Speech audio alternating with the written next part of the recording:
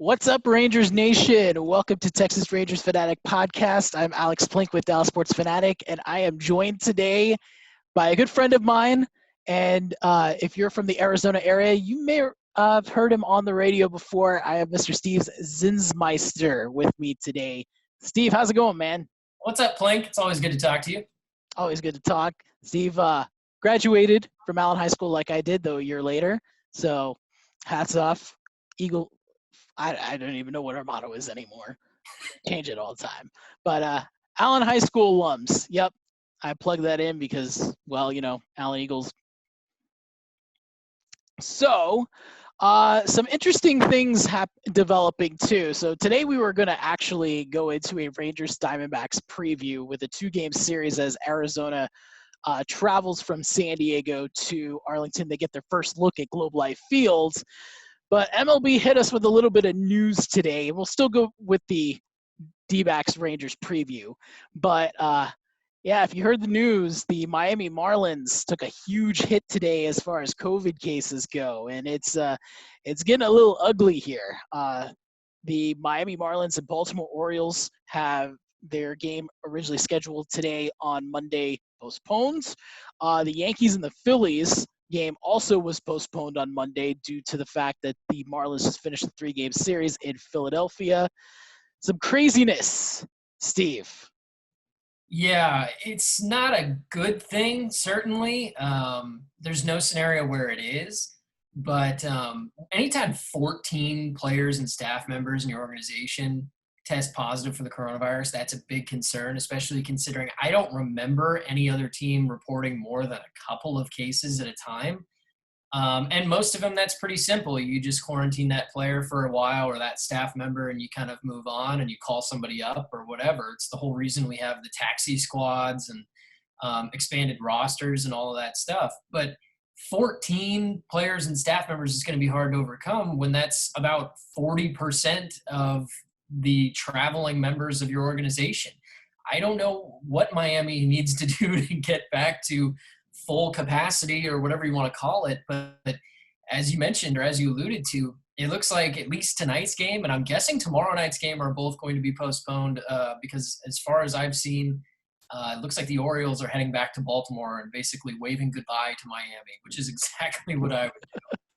So the way the schedule is set up for the Marlins, I kind of don't understand it. So they finish out a series in Philly. Then they go back home for a 2-gamer against Baltimore. Then they were going to head to the road again up to Baltimore for a 2-gamer and then head back home to welcome a homestand with the Nationals and the Phillies. And then, as you alluded to, a big portion of their team, 14, if you're talking about a 60-man squad, 23.3% of their team infected. Yeah, and it's concerning because it not only affects them, but it affects other teams as well. We saw that the Yankees-Phillies game is also postponed for today because, and I don't blame them, but the Yankees basically said, we're not going in that clubhouse, the visiting clubhouse where the Marlins were just yesterday. So I don't blame them at all. This is how it's going to work from here on out. If we are going to figure out how to play baseball from here on out, we're going to have to figure out what we do when things go wrong because inevitably they're going to. Eduardo Perez brought up a good point earlier today talking about for visiting teams. Is there really a purpose for a visiting clubhouse at this point? Or could you just, if the hotel's close by, or maybe get a hotel that is close by to the stadium and just dress there? Yeah, I guess that's a possibility. For the most part, I think there's probably certain things that the players would want out of a clubhouse that you can't have in a hotel. I don't know what those intricacies might be, but I don't know if that's a part of the deal that the players have with the league and the owners that, clubhouse access must be a thing. But they might need to take a look at that kind of thing because one part that I was always concerned about was the travel because that's the main difference between what baseball is doing and what the NHL and the NBA are doing with their bubble system. In that system, no one goes anywhere, so there's no risk of them being around each other because they're not going to bring the virus in, theoretically. But the problem with MLB and the way that theirs is set up is it's the travel, and it's also when these teams are at home, like when the Rangers come home to play against the Diamondbacks, when the Diamondbacks come back to Arizona next week or late this week, that's when they're at home and they live in the same world that you and I do. And they have all the same risks that we do. So that's what's most concerning to me. Clearly something happened in the last couple of days with the Marlins, and they were on the road in Philadelphia. So I don't know where this virus came into their system, but it's going to be interesting to see where the contact tracing comes into play to determine where this virus came from and how we avoid that happening again with another team. Now, I would think, just like all the other teams did, that, and, you know, certainly I'm sure someone's going to correct if it's wrong, but for the Marlins, if just like summer camp, every team was playing in their own stadium, I would think that the Marlins were having summer camp at Marlins Park. And so you could think that, and who knows when they actually traveled to Philadelphia, because in this case, you want to limit the travel. So why are you going to go to Philadelphia maybe 1 or 2 days before? I don't know how they had their exhibition games were, if they did have an exhibition game. But you know, if you went to Philadelphia, I would think that they didn't go there till at the earliest or maybe even latest on Thursday before opening day started. And so who knows how, like you said, who knows how it actually transpired. And then you also, another just north of there, the Rays had their home series against the Blue Jays, who are in who knows where they're, you know, or we call them the Buffalo Jays or whoever. But you know, where's that going? And so, like you said, it goes and it just stockpiles team after team after team. And this is just one area that who knows what other things are happening all throughout. And so this could be just the start of something. Hopefully it's not, but you never know what's going to transpire tomorrow, next week, later on. And so you just kind of have to take it day by day.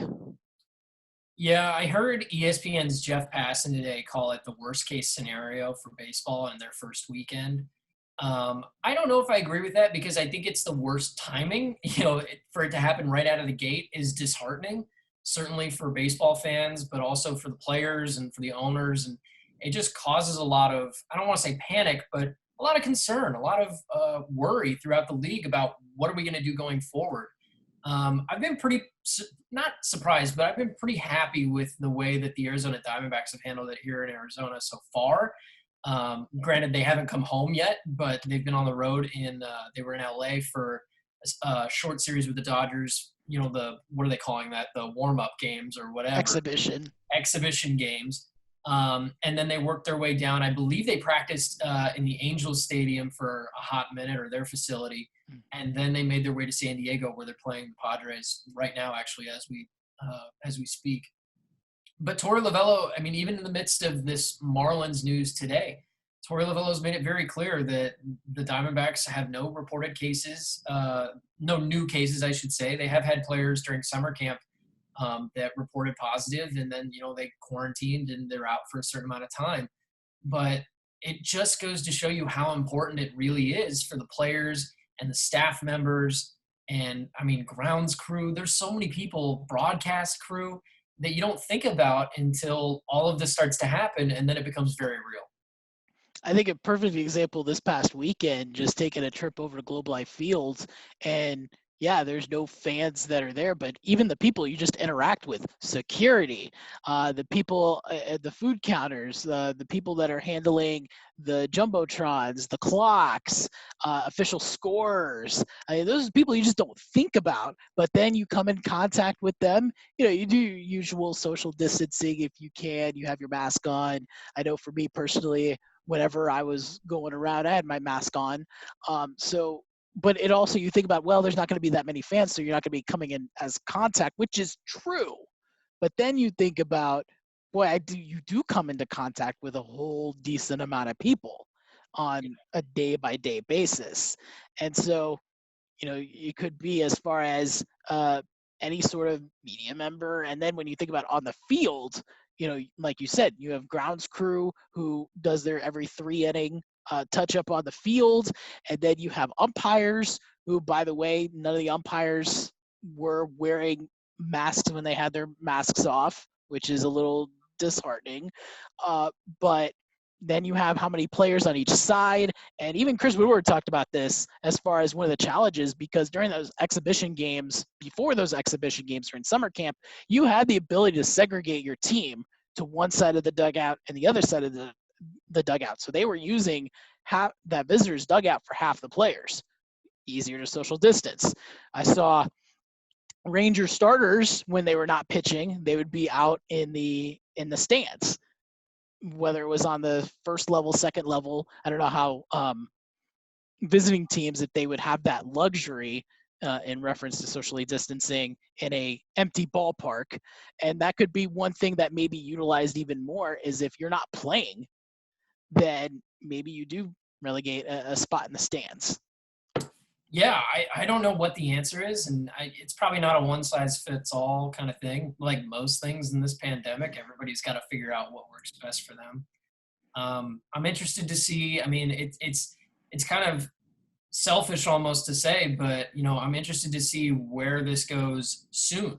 I mean, we have games being postponed already, and we're only 4 days into the season, 4 or 5 days in.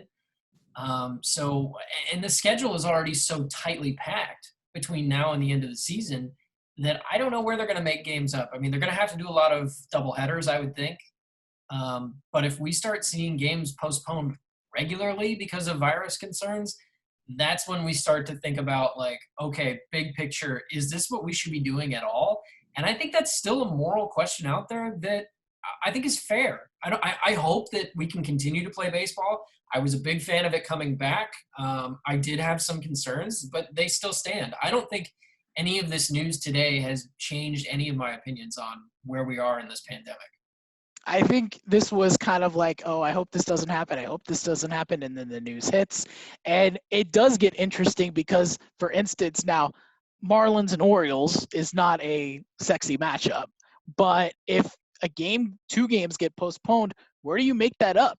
I mean, teams have 6 off days throughout the entire, and then you have to make sure that those two teams have similar off days. So in the case of the Orioles and Marlins, which could be an interesting matchup when it comes to draft pick, especially with a shortened season, where do you make that up? Yankees and Phillies, another example. Interleague matchups. So you have you play against your own division 10 games, so you could probably fit it in a doubleheader somewhere, or even a mutual off day if that happens. But Marlins and Orioles are done after this week. And that's it. Yankees and Phillies, I'm pretty sure they're done because the Yankees have 2 series against the Mets. So I believe this was the only series. They may have another. I don't know if this was set up as a 2-gamer, but I know for a fact Marlins and Orioles are done after this week. They don't play each other. Right. No, you're totally right about that. The way that the schedule was put together for this season, I think was smart in a lot of ways. But at the same time, it values certain games, certain opponents over others. So if you're facing a team, if you're Miami and you're facing a team in Baltimore that you're not going to face a lot this season, you get, 4 games against them. And especially if they put them back to back to back to back in a week, when can you make that game up? I mean, I think it might be possible that they end up playing a 4-game series in Baltimore later this week. I mean, it's entirely possible. Because otherwise, they're going to have to fly to either Miami or Baltimore in the middle of the season and possibly double up or take one of those 4 or 5 off days that these teams have. And that's so the way the schedule is set up, for instance, the Diamondbacks and Rangers series. So they play 2, which the Rangers have they have an off day today, and then they play Arizona for 2, and then they have another off day on Thursday, which in a season full of, we have like 6 off days. 2 of them happening in the first week of the season, because they got to head to the Bay Area for the Giants and A's, and then they will rekindle in Arizona in September, when towards the end of the season. I believe it's the last week of the season. I think it's their last road game of the season for the Rangers. But yeah, so it's a little bit different setup. Rangers have that similar schedule set up with the San Diego Padres. I don't know if what for the Diamondbacks how. Which American League team they have that similar setup too. But for the Ranger fans that kind of want to know how it's set up, it's similar to when they play San Diego next month. Yeah, It's interesting because, I mean, especially it's different for every team. I mean, the situation you just laid out for the Rangers is almost like having a week 4 bye in the NFL. You know, you get 3 games in, and then all of a sudden it's like, all right, time to take a break. And you're like, what the hell? We just started. But at the same time, you know, this is a 60-game sprint for pretty much every team in the league. I mean, even the Marlins and the Orioles, you know, like they may not be competitors in our minds, but to them, this is 60 games where anything can happen. So it's different for every organization. The Diamondbacks, for instance, got the Padres in their first series of the season. They're going to have a lot of games against the Padres throughout the course of the year. But they're going to play a lot of those games against the Padres in the first 2 weeks of the season. First 2.5 weeks, they're going to get them at least twice. So if they're going to be competing with the Padres for possibly the second spot in the NL West, which is what a lot of people project behind the Dodgers, of course, that's a lot of pressure early in the year because you're facing the other team that you think you might be competing with for a certain spot in the division and possibly one of those expanded playoff spots. So they face a lot of pressure early on. It looks like the Rangers get some off days, which is nice and everything, but in a 60-game season, I'm sure you'd rather get 30 games in and then get a couple days off staggered as opposed to at the beginning. Oh, definitely. And it's reverse on how the Astros-Rangers are because the Rangers don't even play the Astros until September. And they're in the same division, and that's crazy. I mean, because I know the Diamondbacks don't get the Mariners until September, but that's not unusual because they only get a couple games against them anyway. Right. Their only series against the Dodgers come in late August. So, yeah, I mean, they don't play the Houston Astros until September where they have 10 games against them. So they have a bulk, almost like a third of their games in the month of September is against Houston Astros. That's crazy. So we'll see what happens. That situation is going to get a little interesting too, depending on the availability of Justin Verlander. I know we don't have to get too heavy into this, but that was kind of the other big baseball news over the weekend before the virus kind of took over again. But Justin Verlander's injury could dramatically impact not only your division with the Rangers and all of that, but also if the Diamondbacks are going to be playing the Astros and the Dodgers and other teams in the West, in the NL West, I should say, that we're looking at the Astros as like, okay, one of those games we can chalk up as possibly a loss because of Verlander. Now they become sort of in play. And then the question is, how long is he even going to be out? Because they're saying that it's a season ending, and then Verlander goes in yesterday and say, whoa, that's not true. So who's even – Who knows? I mean, if he says that he's coming back, my guess is that he'll come back. Verlander also doesn't really have the luxury of, like, getting injured for a full season and then being like, oh, don't worry, like, I've got plenty of time left in my career. I'm not saying his career's almost over. I think that guy could probably go till he's 40 and still throw like 95 easily. But he's later in his career, and he's made a ton of money and he's done a lot of great things, but he's not slowing down. So I don't think he wants to, fade to black so quickly, so to speak. I don't know, Steve. It's like I said, it's going to be a wait and see every day. Tomorrow we could be waking up and everything could be all peachy in the world, or we could wake up tomorrow and multiple teams have the same thing happen and we could be shutting down. I have no idea. It's almost like just fans, if you're watching, just take it all in, bask it all in. If the game starts, just like Diamondbacks playing this afternoon, they'll get a 4-game series done with San Diego, and then you just move on to the next and just take it day by day. Yeah, that's kind of the way it is. As we take it day by day, because the Diamondbacks are still scheduled to come to Arlington as soon as they're done in San Diego. Kind of weird that every single team, 66 years, first time that every single team in 3 games in has a win and a loss. Is that right? Yes. And actually, by the Padres losing to the Diamondbacks last night, that was the last result that made that happen because I believe the Cardinals, Padres, and Astros were the 3 undefeated teams. And so they all chalked up losses yesterday. Bringing up the rear, that seems to be the theme in Arizona sports in the last decade plus, maybe. Just by virtue, I would just say this, just by virtue of time, because if the Astros-Mariners game had ended later, that would have broken it. I guess you're right, yeah. Though I guess it's not too fun when you come into a day and the two teams you're sharing winless records are with the Pirates and the Mariners. So Yeah, not exactly great company.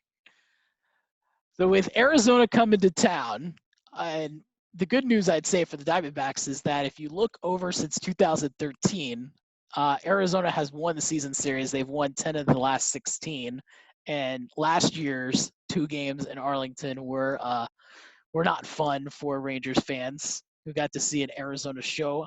Diamondbacks put up 28 runs in 2 games. That's a little different than what they've been doing the last couple of days. Well, and I will say this: if Arizona puts up 28 runs at Globe Life Field, considering with the way that was playing against on paper, two very decent offenses. I mean, the Rockies have a good power show. They showed some power during the exhibition game. They hit, I believe, like 5 home runs during those 2 exhibition games, but they didn't count. And the Rangers, I mean, there was a grand total of 1 homer hit in 3 games. Yeah. The Rockies are interesting to me because they're always going to be either like second or third best in their division. And the reason for that is they're always going to hit. And this is like systemic because it's been this way for a long time. Like much longer than their current regime or their current coach or their current players even. Before Arenado, like I grew up partly in Colorado as a kid. I spent 3 years there when I was in elementary school. It was the same thing. They could always hit. Larry Walker, Todd Helton, Carlos Gonzalez, like all those guys could hit. They've never, aside from maybe Ubaldo Jimenez, never believed in pitching. It makes no sense to me, but their organization, their owner must not believe in pitching because they have never once invested in pitching. And when they have, like I think it was 2 off seasons ago, or maybe it was last off season, they went out and got like $60 million worth of bullpen help, and they all sucked. And so I don't know what it is about Colorado, but you're right. They're a great offensive team. They're fantastic. I think Trevor Story is probably one of the most underrated players in baseball, might be the best shortstop in baseball, aside from maybe Francisco Lindor. And Nolan Arenado, we all know, is incredible and could probably be top 5 in MVP voting every year for a decade. And somehow they just never pitch. Makes no sense. I said 1 homer was hit this weekend. I blocked out 2 Trevor Story homers yesterday on Sunday. So there were 3 homers hit. And Trevor Story's second homer, oh my goodness, that thing was hit second deck in the left in a ballpark where it almost seems like balls were getting knocked down. So it played as a pitcher's park over the weekend, but if you watch Trevor Story's at-bats, you could probably make the distinction that was false. But, yeah, Rocky's got some pop. Yeah, the dude hits, and their whole team hits. And even when they run out of hitters, they go and find more hitters. So I don't know what it is with Colorado, and I think it maybe part of it is the ballpark. They're playing to their strengths with the ballpark, but like organizationally, they've just never had pitching. When they went to the World Series, their best pitcher was Jeff Francis. I mean, we can't honestly look at that and be like, oh yeah, that's a good pitching team. Now, it's another interesting aspect with the Diamondbacks coming to town because the new ballpark Globe Life Field and the way that turf is set up, they made it similar to how Chase Field is set up. Now, Ranger players got their taste of the Diamondbacks turf last year because that was newly inserted too. And one of the things they've said is they felt like that turf was a little more soft. And so they're really liking the way things, it's still getting some getting used to, but I'm really curious to see this weekend, or not this weekend, oh my goodness, Tuesday and Wednesday, on how the Diamondbacks outfielders are going to adapt if the turf since they're used to playing it, how they're going to adapt to, because there's a couple of other caroms in left and right field, and it's kind of a wait and see type moment with the way the ballpark is set up. But yeah, it's going to be interesting as far as, because Chase Field is very vast in the outfield, or at least it looks like that. Yeah, definitely in the like, I wouldn't say so much in the corners, although it is a little misshapen in the corners. There is some kind of like corners there's a corner in the corner. It makes no sense. But deep, they have a very deep right center and left center. especially with the pool and right center and how that works, and the scoreboard being in dead center field above the yellow line. So it's an interesting ballpark. I think in a lot of ways it can be a hitter's ballpark, though. To left and right, you're pretty much it's pretty easy. It's like a lot of indoor parks, I find. You're right about the turf, though. That is interesting because I believe I saw that the Rangers used the same organization or company to get the turf that the Diamondbacks did. And I think the Diamondbacks kind of led the way in baseball for like this new artificial turf that is actually like a synthetic grass. Yes. So it's not your Toronto turf. It's not your Houston Astros AstroTurf. It's not that at all. And so the differences between the Diamondbacks and the Rangers, I'm not super sure of. But the thing that I can tell you about the Rangers or the Diamondbacks is at Chase Field, it's very much grass-like. But the only difference is you don't really have to water it. You don't have to take care of it. It's super convenient for all the reasons that everyone knows about AstroTurf. Right. But the differences will be interesting to see. I don't anticipate it'll be that big of a factor. And plus, it's only 2 games, so it's not really the end of the world. But if we do see a ball go bouncing way over their heads, I think maybe we might have a reason for that. But I don't anticipate that happening.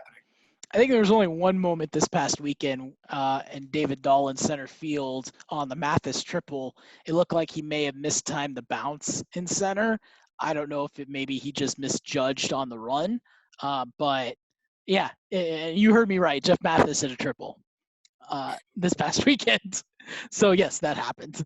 Jeff Mathis getting a hit alone is pretty rare. I mean, we had our fair share of Jeff Mathis. That was Mike Hazen's first acquisition as the general manager of the Diamondbacks was signing Jeff Mathis.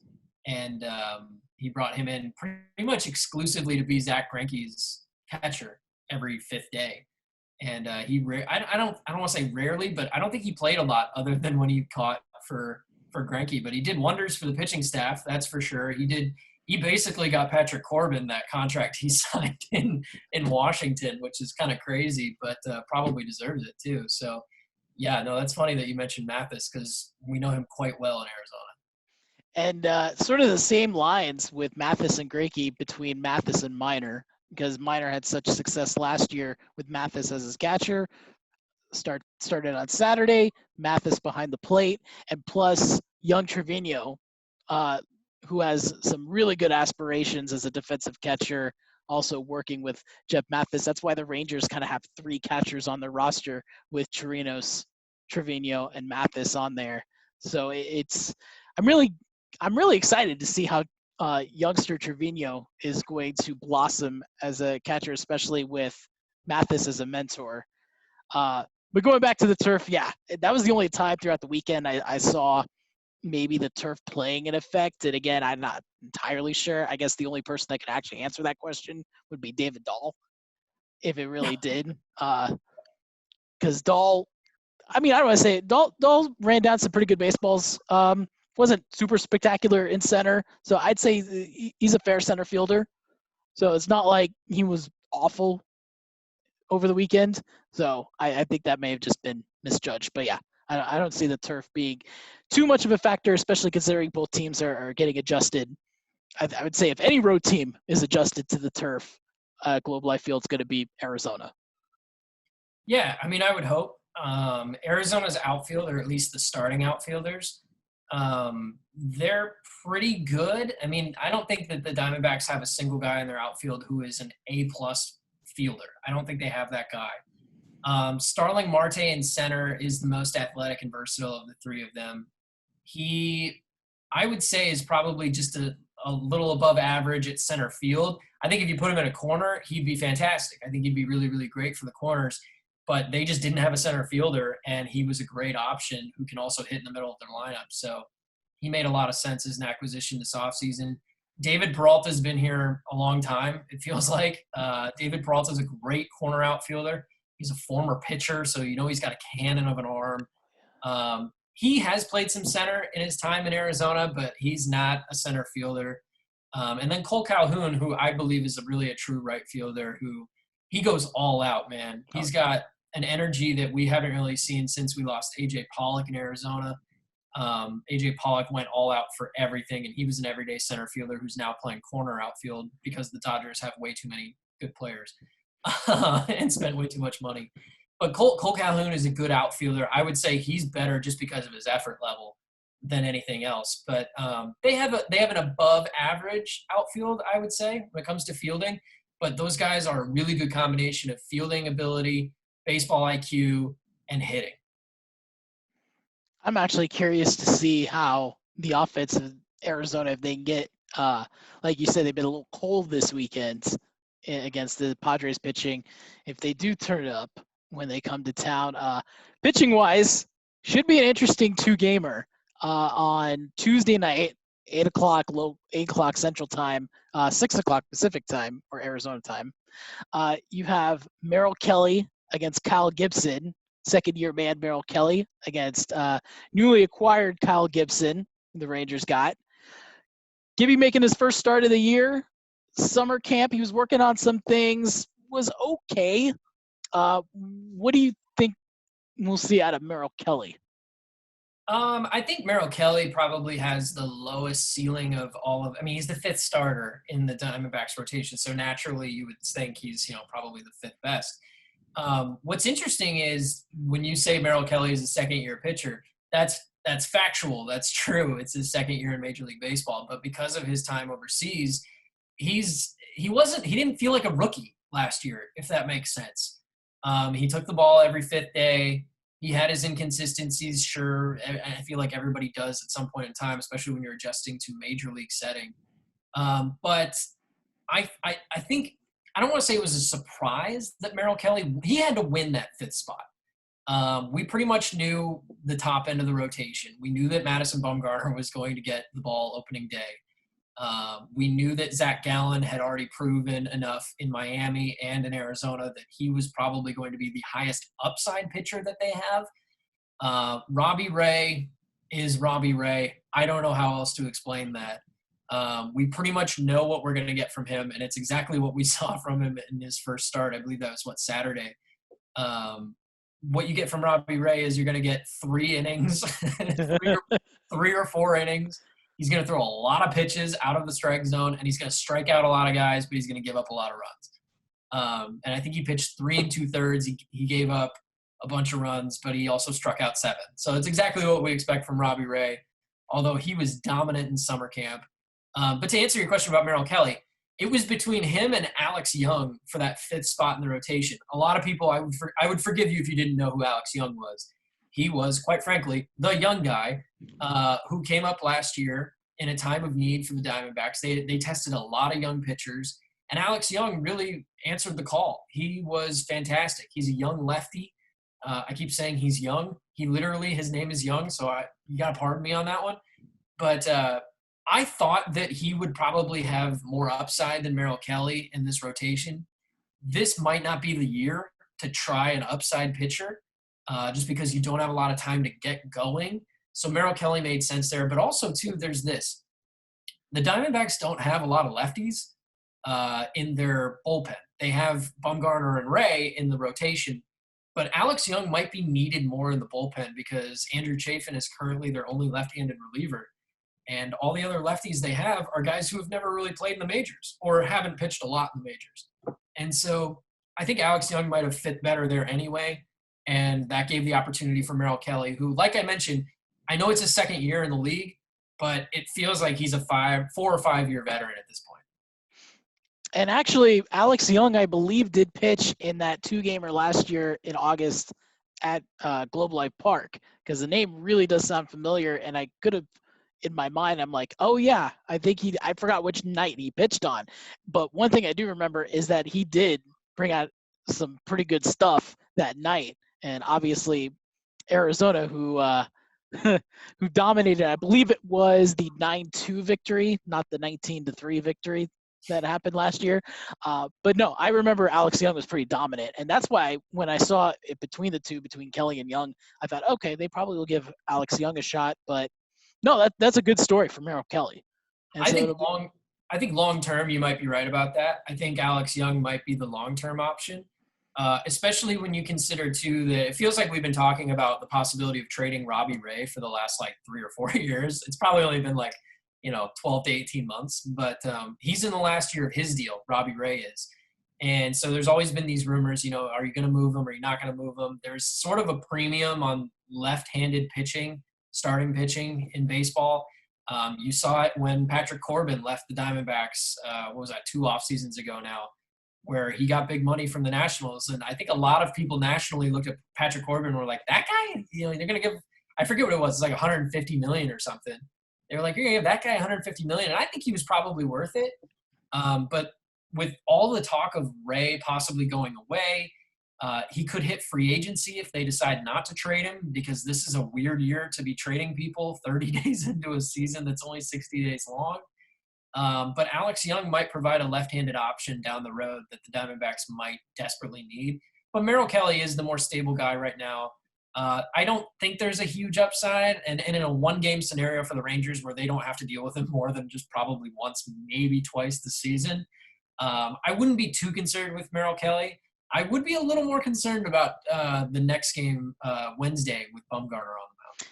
Yep, Madison Bumgarner against Lance Lynn, which I will say that I was hoping, because I'm sure these two have faced off against each other as far as plate to mound goes.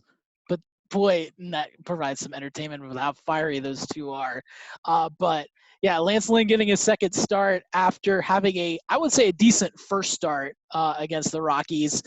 Said he felt probably the most uncomfortable he ever felt to start that game against the Rockies, and especially being his first opening day start in his career. And then Madison Bumgarner, who Ranger fans know, 2010.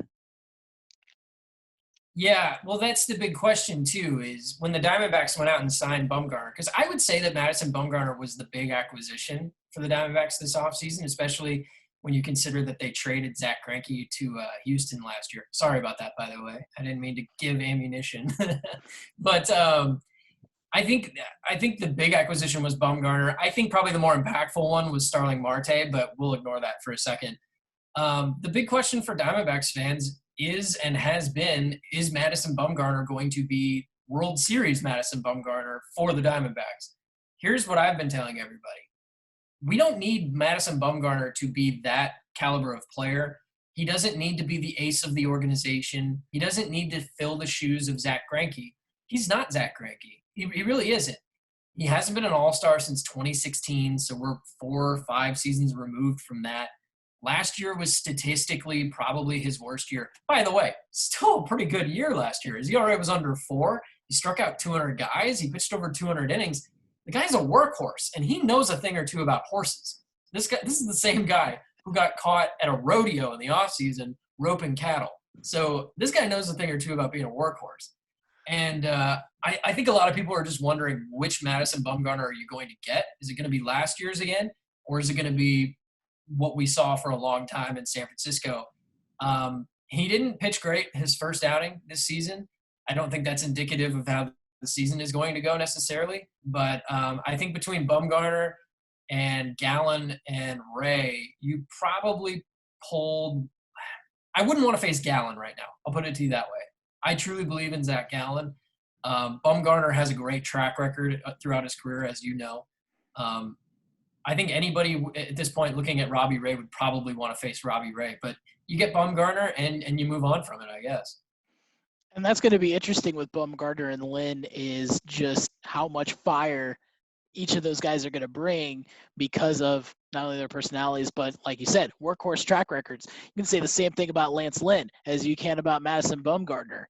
So that is a very interesting matchup to witness. I'm actually, more we're talking about it, the more excited I am to see just how much, and censors beware as far as TV goes, because both, I'm sure Lance Lynn has, you've heard some screams at Globe Life Field, and I'm sure Madison Bumgarner will let out some screams as well in a quieted crowd and a cardboard cutout stiff crowd on Wednesday.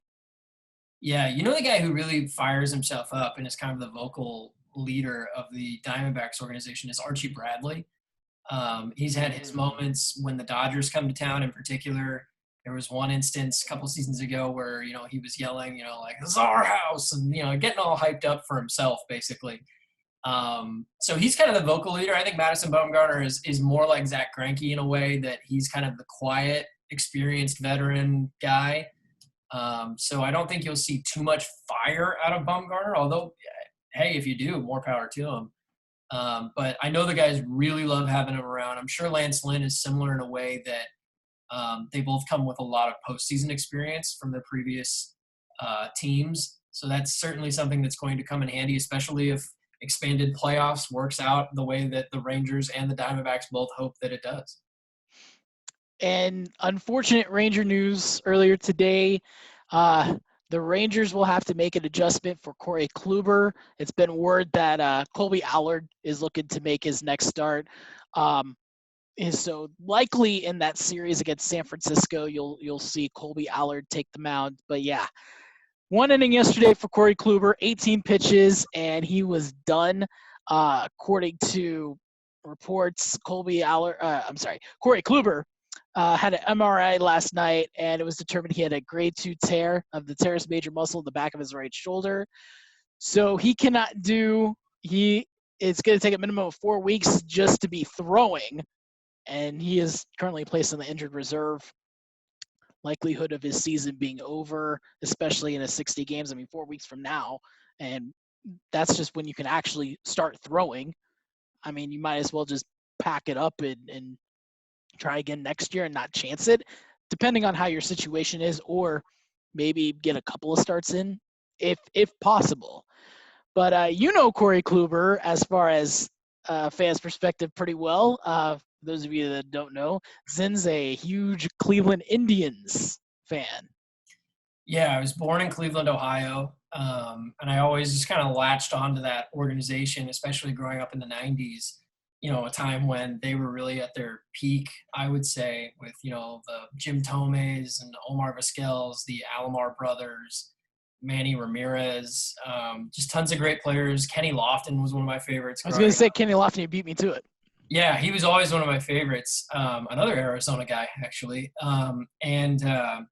So, yeah, with Kluber, here's the thing. Kluber is your best pitcher in Texas. He is also the most likely to break down. He is going to be the highest upside player. He might be the highest upside pitcher that Texas has had in a very long time. But the problem is he's very rarely at that level. He did it successfully for maybe two and a half seasons with the Indians, where it was just like, just hand the guy the Cy Young Award. Just give it to him. Like, he clearly deserves it. And he's dominant when he's on. And then you get into that 2016 postseason where they could have let him pitch every other day. He probably would have kept dominating. Nobody could touch that curveball. He was as elite as an elite pitcher can be. The problem is he's malleable. He's breakable. And clearly it looks like that's what happened to him here at the start of the season. And I can't say that I'm surprised. That's kind of part of the reason that the Indians let him go, right? Because, and I felt as an Indians fan, and you can kind of provide the other side to this, but when that trade went down, as an Indians fan, I went, really? We're giving up Corey Kluber for Delino DeShields? And that's like it, basically? And I know that the Indians had 0 outfielders at the time, but they made that trade, and I still don't think DeShields is, like, in their outfield. So I felt like it was a ripoff for the Indians. But the fact of the matter is the Indians foresaw that they had all this young pitching. I don't know how they anticipated that Shane Bieber would become what he did, but that's a whole nother thing. And then you got Mike Clevenger and Savale and Plesac and Plutko, and you got all these young pitchers lined up, and the Indians had the foresight to say, you know what, we can cut bait with Kluber now. We know that he has these issues. He might not have had an injury at the time of the trade, but they knew that his history and his medical history wasn't going to hold up over time. And I think that that's really just coming to fruition now for Texas. So the Corey Kluber trade, 3 players involved. You had Kluber going to the Rangers, so he's dealing with there. Delino DeShields did not make the 30-man roster, so he's on the taxi squad. And the other reliever that they got, Emmanuel Clase, is currently serving a suspension due to PEDs. Of course he is. So who Let me ask you this: who wins this trade? Right now, I would say Texas still won the trade, to be honest with you, because the Indians aren't getting anything out of those guys. But, long term, does the pitcher work out? Maybe. Who knows? I hope so, because they've had nothing in their bullpen for quite some time. Does Delino DeShields work out in their outfield? Probably not. I mean, I'm just being honest. It doesn't really feel like he's anything special compared to what they have. But Corey Kluber, there's a chance he comes back at the end of the season. There's a chance you get a couple of games out of him at the end of the year. If somehow Texas can, scratch and claw their way to the postseason and they make it into the first round, who knows? Maybe Corey Kluber shows back up and you throw that guy in game 2 behind Lance Lynn or something, or game 1 if you feel really, really confident in him. He is your best pitcher. He's just also very breakable. That was amazing too, because he said he was dealing with the shoulder when he came in. So the fact that he struck out 1 and walked 1 in starting to feel the breakdown in his shoulder. I mean, there you say, dominant. Yeah, no, the guy's tough as nails too. I don't want to make this out to be like it's his fault that any of this is happening to him. It's certainly not. I don't blame anybody for getting injured. But that's just his track record, and there's nothing really more that you can say about it. I think the Indians are dealing with the same sort of thing with Mike Clevenger. Mike Clevenger was dominant at times last year and the year prior. The issue is he's not always healthy, and we saw that even in summer camp this year. Clevenger is dealing with a issue with his plant foot, which is certainly not what you want to hear about a starting pitcher or any pitcher whatsoever. But, yeah, I think Texas is going to have to deal with that. Obviously, if he misses 4 weeks, he misses more than half the season. And then you're looking at maybe a couple of starts in September, possibly. We'll see what happens this next 2 games. Rangers Diamondbacks will play 2 of 4 this week and then finish it out in September. Last thing I want to touch on. So did you get a chance to check out the new park? As far as like on TV or something goes? Oh, the new Texas park. Yep. I was like, the Diamondbacks don't have a new park. Of course they don't. They might soon. I've seen some stuff. It's interesting because I feel like it's almost an art form now. Creating a new ballpark is almost like everybody tries to one-up the previous. I think the Rangers got a lot of crap on social media and the internet or whatever for the renderings and what they looked like from the outside, and then it really ended up looking more like a George Foreman grill. But ultimately, here's my thing. What is the experience like at the ballpark? Now, granted, we're not going to know this as fans for definitely not this year, maybe not even next year, I don't know. But it's more about atmosphere to me. And if the Rangers can successfully find a way to create an outdoor park environment indoors, that will be something that I don't think baseball has really accomplished yet, because the way that Milwaukee is set up and then the way that Arizona is set up, which is comparable ballpark, I would say, like Miami, I know they don't really have a lot of fans in Miami anyway, but which is convenient for this pandemic, but I don't think any team has figured out how to create that environment, because you and I grew up as kids in Texas. We know what the ballpark in Arlington felt like. We know what it meant to us, and to look up and realize there's nothing above you between, you and the sky. And you can sit in the last row and feel like you're looking down from the clouds.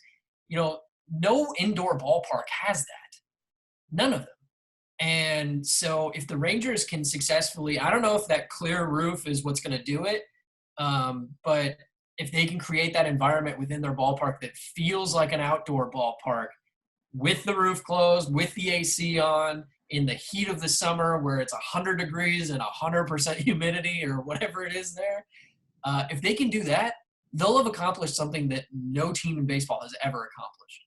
And that's a technological advancement that I think baseball needs, because I know that baseball fans, not even baseball fans, regular people who go to baseball games might not be there for the baseball. You know what I mean? They're there for the environment, or they're there for the beer, quite frankly, or the hot dogs or whatever. And it just creates this event that people will want to go to. And the Diamondbacks haven't figured that out 100%. And I think that's part of the reason that they're even looking to move from Chase Field in the near future is, can we create that new environment somewhere else? Right. And you can't – Global Life Field's not going to be able to answer that question this year, obviously. No. And you'll get your fair share of Laura Bush cardboard cutout right behind home plate along with Pudge Rodriguez. And then Mickey Scales, Tony Todd behind there, if you've noticed that. I didn't see those. That's pretty funny, actually. But I will say this. Yesterday, July 26th, 1:30 start time, 72 degrees with the AC on. Wow. Yeah, that's nice, man.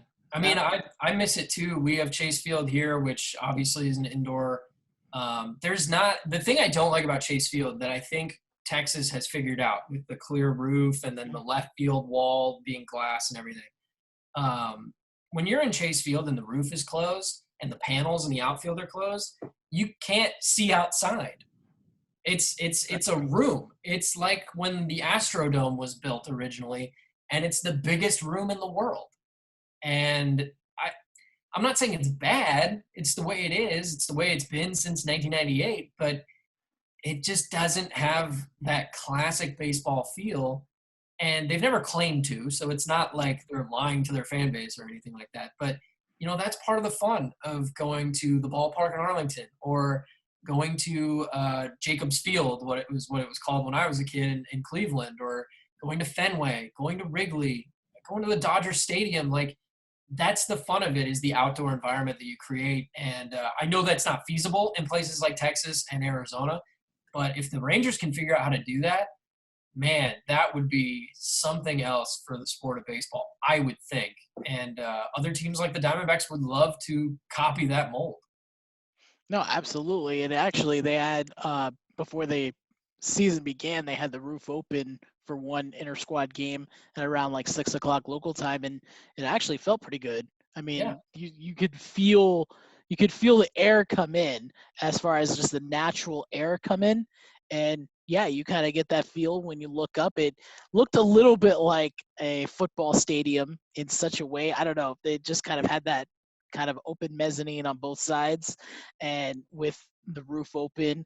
But it'll be curious to see if they have it open in September with their September home games when things start cooling off. But yeah, we'll get a look and see how the park plays out throughout the year. And again, as we mentioned earlier, if we get to that point, and that's a big if. I think your original question was, had I seen the ballpark? The short answer, I guess, there was yes, but it looks to me like left field looks kind of like Houston to me, with the arches in the walkway. So it has a little bit of a Houston vibe to it from my perspective. But I like the way that it's set up. I'm intrigued by the giant scoreboard in right field. It's weird to me to go to a ballpark and see giant scoreboards on either right or left field because, being in the environment of Chase Field for so long, you have this giant scoreboard. I think it's got to be one of the biggest ones in baseball. And it's been there since 1998. It's not like Arizona created giant scoreboards, but it's been this way for a long, long time. And it's right there in dead center. And that's what's really cool, I think, because everyone in the ballpark theoretically can look up and see it from wherever they're sitting, which is pretty cool. But the way that the Rangers constructed their ballpark makes a lot of sense to me. I don't know much about the dimensions, but I'm guessing that they made the right field porch just short enough that Joey Gallo can hit 100 home runs in a season. Although he probably could have done that in any ballpark. But, I'm excited. That's honestly, having grown up a Rangers fan, my favorite players growing up were Mark Teixeira, to some degree Hank Blaylock, I guess. But, to see those big lefties that would come in and crank out home runs to right field. Josh Hamilton, obviously, even in a shorter stint, like Milton Bradley or Lance Berkman even, who could really get into that right field porch. And so I don't know how the dimensions are exactly, but that was always the fun of it at the ballpark in Arlington, was knowing that lefties had that shot in right field that other players might not. Well, the dimensions are actually put in there on purpose to commemorate Ranger players. So I don't know if you know that. So, No. for instance, the left field line is set at 329 feet in honor of Adrian Beltre. The Okay. left field power alley at 372 was Rangers' first year in Arlington in 1972. The straightaway center field at 407 is for Pudge Rodriguez. The deepest distance for the park, so both left and right straightaway center, 410 in honor of Michael Young. The right field power alley of 374 is the turnaround game, 57 to 84 wins back in 1974. Huh. And then, of course, 326 into right to commemorate Johnny Oates. Interesting. So they knew what they were doing. I guess so, yeah. They probably picked reasonable dimension ranges and then found statistics in those ranges. Well, they probably were like maybe like a few feet, and decide, well, if we pull it in a foot or two, then we could do it with this, then we could do it there. So they probably, I mean, I'm sure it's like wasn't exact, but I think maybe they had like 331. Well, why don't we bring it in 329, and we could say it's in honor of Beltre. Right. You know, that's interesting too that you bring up Beltre. I know this is the first season without him, or is this the second? Second season without Beltre. It's funny that they do that in honor of Adrian Beltre, because when I think of I don't think of the Texans. Think of the Mariners. I think of I think of the Mariners, but I also think of those years that he had in Boston were probably some of his best. And then also that one year with the Dodgers where he hit like 52 home runs and was without a doubt, I think, the best third baseman in baseball at the time, although probably Alex Rodriguez would have had something to say about that. But it's funny because for whatever reason, I don't think of the Rangers when I think of Adrian Beltre. And I know that that's the most recent team he was on, and I know that he was great. Obviously, he was a staple there for a significant period of time. But, you know, like I just don't put him there in that conversation with Michael Young or even Ian Kinsler, who was there seemingly forever. Elvis Andrews has been there since he was 20. You know, I just don't think of Beltre in the same light. I think of him with other teams for whatever reason. And, of course, Elvis Andrews on opening day broke the Rangers' all-time record for starts on opening day with 12. So, There you go. It seems like just yesterday he was making his first start. Sitting aside with Omar Fiskell in his first year. Oh, and that was super awesome for me, having grown up as an Indians and Rangers fan kind of in tandem, because that kind of brought things full circle, where Fiskell was seemingly brought in because he was a fellow Venezuelan shortstop who could teach Elvis Andrews everything he knew about the position, and he certainly handed off a lot of great things to Elvis Andrews, which clearly has worked out really well. I don't think Elvis Andrews, I don't think anybody would put him in the upper echelon of shortstops in the league at any point really in his career, but he's been so consistent, and there's been no reason to make a change at that position. That's a lot of credit to him. And I use this comparison a lot when we talked earlier about Jeff Mathis. And I know Jeff Mathis and Omar Fiskell are completely not in the same category, but you kind of see a similarity, because Mathis, as much as the joke is on Mathis sometimes, obviously on the offensive side, defensively, he's a beast. Yeah, and so if I'm running a team and I have a young catcher who has a lot of promise, and Jeff Mathis is available, you sign him to a very small deal and bring him in. Yeah. No, actually, we were talking about the catching system earlier. So with the Rangers having a 3-catcher system, that's something that the Diamondbacks are more than familiar with, because when Mike Hazen started, I mentioned that was his first move, was to bring in Jeff Mathis in free agency. But they ran a 3-catcher system for a significant period of time, whether that included Chris Iannetta for a time, who was established in the major leagues but was never a high upside catcher. They had John Ryan Murphy for a short time, Alex Avila for the last couple of years, which really didn't work out. We all know how that turned out. It was funny, though, because no matter what they did at catcher, they never had that guy that was up and coming, really great guy who needs some coaching. They didn't have that until Carson Kelly, which was an acquisition. He was a part of the trade for Paul Goldschmidt, which, you know, devastated a lot of people here, because Goldie was probably the greatest hitter in Diamondbacks history, arguably. I would say he was. But Yeah, it's interesting because the Diamondbacks have now gone away from that system. They've gone away from 3 catchers, and it's interesting that the next team to pick up Jeff Mathis is using him in a similar way, because he did wonders for the pitching staff in Arizona, and they give a lot of that credit to Jeff Mathis, who didn't even catch every day. He caught probably twice a week at most. And that's the one thing talking. That's why, people are like, well, you need to cut Mathis. And people are saying what they don't understand is the relationship between a pitcher and a catcher. If it works, it works. Like, no matter if Mathis is 0 for his next 23. I mean, if Mike Minor's dealing with Mathis behind the plate, I'm starting Mathis. Yeah. Well, and the other thing, too, that I've read into a little bit is one of those statistics. You know that in today's world, ever since Moneyball, really, in 2003 or 2 or whatever that was, every organization is trying to find that statistical category where they can gain an advantage that the rest of the league has not yet discovered. And one of those that was pretty much starting to be tapped into in 2010 to 2013-ish, somewhere in there, was pitch framing and catchers. And I read a lot about this. I believe it was Big Data Baseball, the book about the 2012 Pittsburgh Pirates. They were the first Pirates team to make the playoffs in my lifetime, which is crazy to think about, since 1992. And what they found was that if they brought in Russell Martin in free agency, who was a relatively cheap catcher, still sort of in his prime, but established in the league, they found that they could get an extra 5 wins per season just from his pitch framing. And Jeff Mathis is very much that guy. Now, the thing is, he's not going to play every day. Right. He's not going to hit.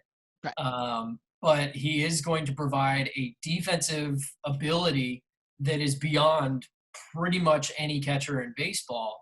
And so if you can rely on that and use that to train a guy like Trevino or whoever it is, that's the way to go, 100%. Oh, absolutely. Absolutely. And especially when you have a young catcher that you see has the skills, because the skills you can't really teach as much. But as far as, like you said, pitch framing, the small little assets that are going to get you to be a top tier catcher rather than a middle on the frame catcher. Yeah, it can't take you from being a bad catcher to a good catcher, but it might be able to take you from above average to really good. Like it can give you that little nudge. One step up. So you go from bad to okay to decent to good to great. Right. And I don't know what Jeff Mathis's contract looks like, but I'm willing to bet that it's something comparable to what it was in Arizona, where it's a short-term deal, where it's 1 or 2 years and you can cut bait with them. And it's probably not for a ton of money. And so is that worth the investment, especially in a year where rosters were expanded? So a third catcher is not out of the realm of possibility for any organization. I know the Diamondbacks have a third catcher on their taxi squad. So in a year like this where anything goes, rosters are expanded, it makes all the sense in the world to have a guy like Mathis on your squad. And for those that don't know, the Rangers, you could make an argument have 4 catchers with Isaiah Cutter-Falefa having some work last year, though, of course, doesn't have the prominent role as catcher. He's more so infield. We'll see if he's good to go after suffering a hamstring injury after Saturday's game. But Steve, man, it's great talking. I think I've gotten excited now for the Diamondbacks Rangers 2-gamer series. As if we weren't already. I think there's a problem with me on there that I wasn't before. But no, it was great having, and hopefully, you'll see Globe Life Field on TV, the beauty that it installs. And again, anytime you're during the baseball season, when things open up, I would give a recommendation and give a good look on there, because it's a nice place. Yeah, I'm looking forward to it, and if I catch a glimpse of the former First Lady, more power to me. So she won't be looking back, and they've all been wearing the same stuff for about 3 days now. So we can forgive her for that. We can make it on there. So appreciate the time, and for those of you that want to hear more about Steve Zinsmeister, you catch him on the Aint No Fang podcast. Yes, sir. You can also find it on arizonasports.com. Very nice podcast for more Diamondbacks news, because when September comes, definitely you want to give that a listen to take a look at some Diamondbacks news. I can talk today. And we'll see what happens. Rangers getting their work of the NL West with Colorado done, Arizona coming up, and San Francisco this weekend. By the way, first time in MLB history that a team opens up against 3 interleague teams, separate interleague teams to start the season. But again, before this year, why would there ever be a reason for that? Yeah, 2020 is going to have a lot of firsts. We got a lot of firsts at a Globe Life Field this weekend too. So appreciate the time, Steve, and thank you so much for joining. Yeah, man. Thanks for having me. And you can follow me on Twitter at aplink.tx, Instagram at aplink.tex, and more Rangers news at DallasSportsFanatic.com/Rangers. Thank you all for listening, and I'll see you next time.